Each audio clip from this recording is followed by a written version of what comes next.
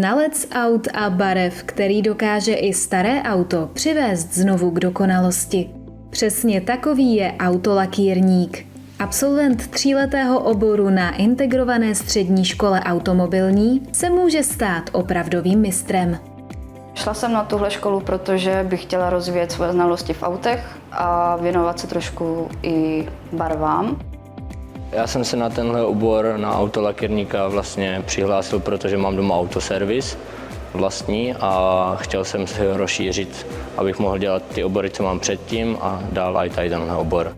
Největší přínos toho studia je to, že vlastně mě to bude živit do budoucna a že chci dělat rukama, takže to je super. Studenti oboru se naučí pracovat s detaily, míchat a aplikovat barvy na různé materiály, manipulovat s plničem či lakovací pistolí nebo praktikovat různé stříkací techniky. Určitá zručnost je ale potřeba. Pro takovouhle práci asi nejdůležitější to nebát se toho mít špinavé ruce hlavně, protože vlastně prach a všechno to tady je. Vyváží se to asi pak tím finančním ohodnocením, no? Když to člověk umí tu práci udělat, tak je výborně zaplacená. Studium žákům poslouží i ve vlastní praxi a často jim otevírá dveře třeba i k podnikání.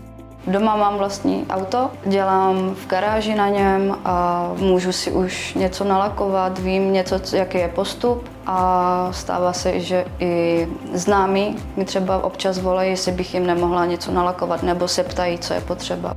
Celkem se mi dobře daří ohledně lakování a už nějaké menší plány jsou. Jelikož jsem vyučená už automechanik z předchozích škol, tak jsem se rozhodla, že můj cíl je vlastnit autodílnu, jak i s opravou osobních i nákladních automobilů, i s lakovnou.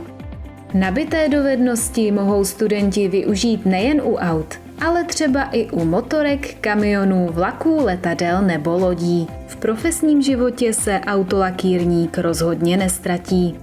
Když se podívám zpětně, tak bych rozhodně neměnil, protože na téhle škole jsou výborní mistři a dokáže mi to připravit na moji práci v budoucnu. Všem bych doporučila tuhle školu, co mají rádi auta a hodně tady naučijou. Jsou tady superoví mistři i učitelé. Vlastně to doporučuji komukoliv, kdo má rád auta, jako je to na každém, kdo si vybere.